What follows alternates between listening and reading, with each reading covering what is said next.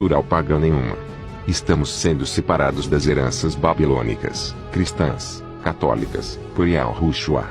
Veja este vídeo, e pesquise sobre o assunto, para o seu próprio bem e do seu próximo. Se o Messias nasceu em Elchoru, nome pagão Israel, ele era um Yahudim, nome pagão judeu, e falava hebraico. Por que então deram-lhe um nome greco-romano? O nome Jesus, a Igreja de Roma, compôs um nome blasfemo para o Redentor, a partir de nomes de divindades gregas e romanas. Para isso juntaram o J, de Júpiter, e Jesus, deus das florestas da Gália Antiga, o qual fazia parte de uma trindade divina, Jesus, Teutates, Paranis, deuses aos quais se ofereciam sacrifícios humanos. Para a seita, este tal Jesus era um deus romano, considerado o terrível Jesus, por ser o deus dos trovões, do raio e da tempestade. Os gregos escreveram o nome, Iesous, que também foi formado por duas divindades pagãs, Io, a amada de Zeus, e Zeus. Além do mais, o nome Jesus, quando escrito em hebraico, daria Jesus, o qual teria um significado blasfemo assim: G igual in, igual Deus, e a palavra sus igual cavalo. Assim, o significado do nome Jesus em hebraico seria: Deus é cavalo, ou simplesmente Deus cavalo, referência a uma divindade pagã. Realmente existem vários sites afirmando que o nome do Messias seria Yehoshua, Yeshua, Tupã, Isa, Jesus, Iesous, Iesu, Olorum, etc. Já em relação aos idiomas falados no mundo, é notável a total diferença idiomática para citar o único nome que o Messias possui. Veja: Jesus, albanês, Jesus, galego, Jesus, romeno, Jesus, tagalo, Xujiexu, vietnamita, Jesus, croata, Iesu, swahili, Jesus, sueco, Jesus, italiano, Jesus, francês, Jesi, coreano etniano, Iesu, galês, Jesus, finlandês, Isa, turco, Alpa, armênio, Isa, malaio, Yosa, irlandês, Isa, indonésio. Isto de fazer o mundo acreditar que o Messias pode ter mais de um nome, é com certeza uma das maiores armadilhas do inimigo. Hoje podemos, por exemplo, notar facilmente pessoas afirmando que não importa o nome do Messias, mas sua autoridade e caráter, e estas mesmas pessoas costumam se justificar dizendo algo como: Maria é a tradução de Maria, ou João é a tradução de João. Primeiramente, estas pessoas que afirmam tal preceito não compreenderam que nomes próprios não são traduzíveis, mas transliteráveis. Jamais poderíamos chamar o ator americano Nicolas Cage de Nicolau Gaiola, pelo simples fato de que, se os nomes próprios fossem traduzidos, eles perderiam seu real significado. E em se tratando do nome do Messias, o significado de seu nome é de bênção, pois Yahushua é igual Yahu, nome do Pai, mais Shua, salvação, ou seja, Yahushua é igual Pai da salvação. Veja este verso. Veja o nome corrompido como em Mateus 1, 21. E dará à luz um filho e chamarás o seu nome Yahushua, que foi corrompido como Jesus, porque ele salvará o seu povo dos seus pecados. Perceba o porquê do Criador ter escolhido este nome para seu filho, porque ele salvará o seu povo dos seus pecados. As supostas versões traduzidas para os nomes sagrados é um erro tremendo, pois os nomes perderiam sua originalidade. Agora imagine, por exemplo, se alguém fosse condicionado a crer quando criança que o nome do Messias fosse Satã. Com certeza esta mesma pessoa, quando adulta, estaria crendo que realmente estava falando o nome original do Messias. Mas sabemos que isto não seria verdade. Eu me pergunto, se o nome do Messias não importa, então por que estas pessoas não põem em seus filhos o nome Beelzebu, ou Satanás? A resposta para isso é muito simples. Todos sabem da importância que um nome tem. Quem dirá o nome daquele que é único para nos salvar? Lembrando também, se no Brasil você se chama José, seu nome não será Yohuzaf, pois os dois são nomes diferentes, e não traduções.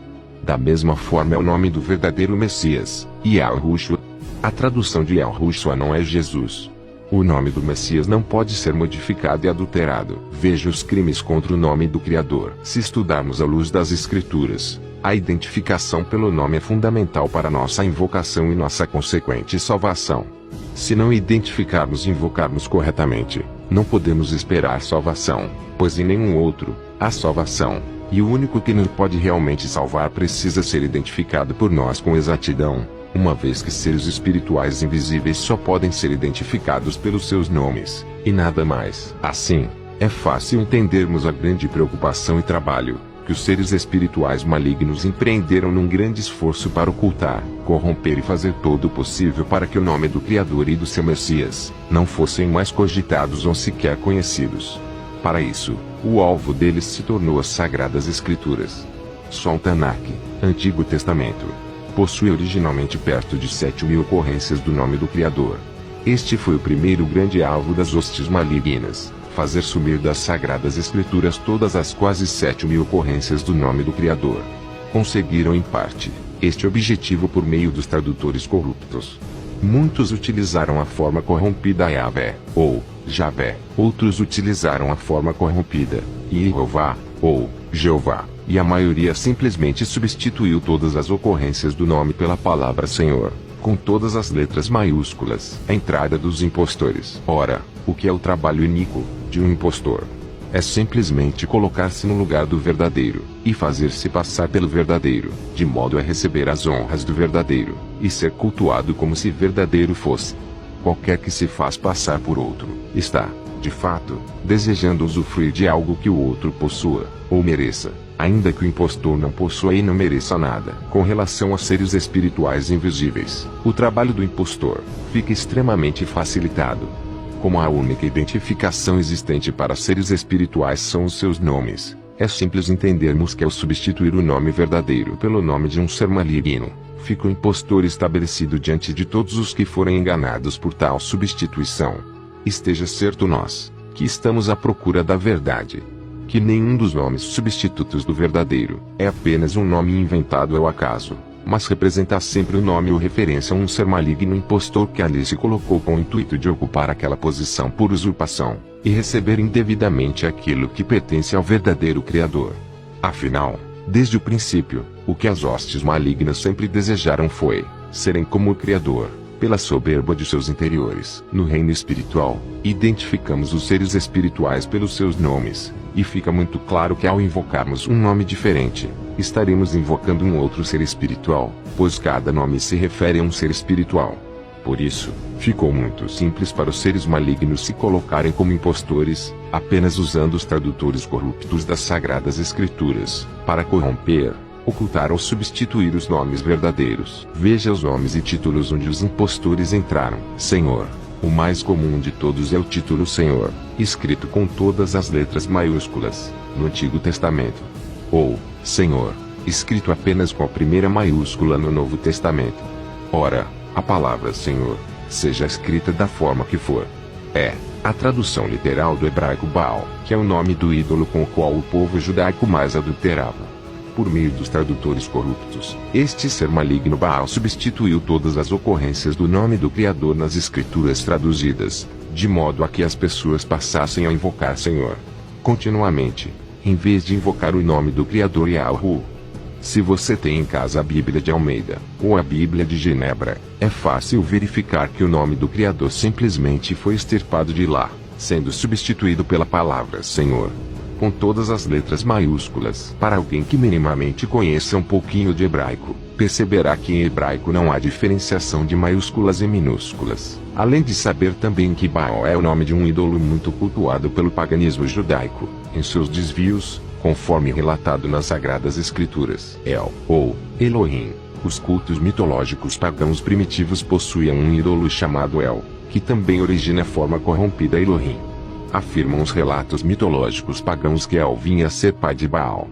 Para os que já são de alguma forma familiarizados com as Escrituras, irão perceber que o nome Beelzebu, um dos nomes malignos referidos nas Escrituras, tem, na verdade, origem em Baal-zebu, cujo significado é Senhor das Moscas. A forma correta do título escritural original que se refere ao Criador é U, ou Urim, e não El, ou Elohim. A palavra original Urim possui o significado de o ser soberano Criador. A forma U é a forma singular pura. A forma Urim é uma forma que pode tanto ser usada para o singular como para o plural, exatamente como ocorre com a palavra lápis em português. Um lápis, dois lápis. A forma original U, e Urim, foi facilmente corrompida para El e Elohim, de modo a introduzir o impostor.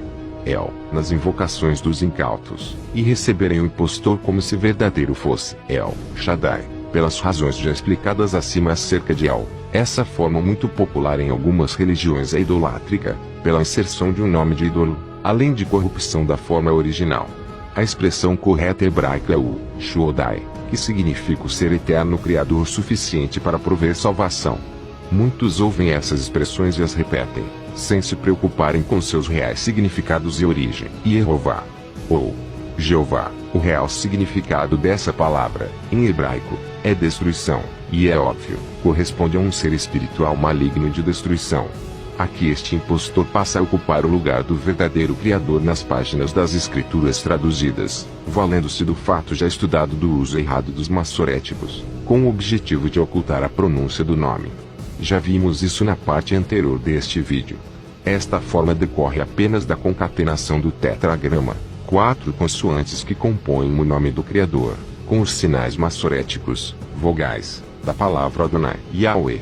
Esta forma nada mais é do que a concatenação do tetragrama com as vogais, massoréticos, da expressão Hashem. Aqui nota-se a presença tanto do ídolo Shemiramis como uma invocação ao ídolo Yah. Perceba a sutil, mas importante, diferença entre Yah e o verdadeiro, Yahu. Alguns tentam explicar este falso nome recorrendo ao verso 14 de Êxodo 3, onde o Criador diz, eu sou o que sou, ou mais precisamente pela ortografia hebraica, eu serei o que serei.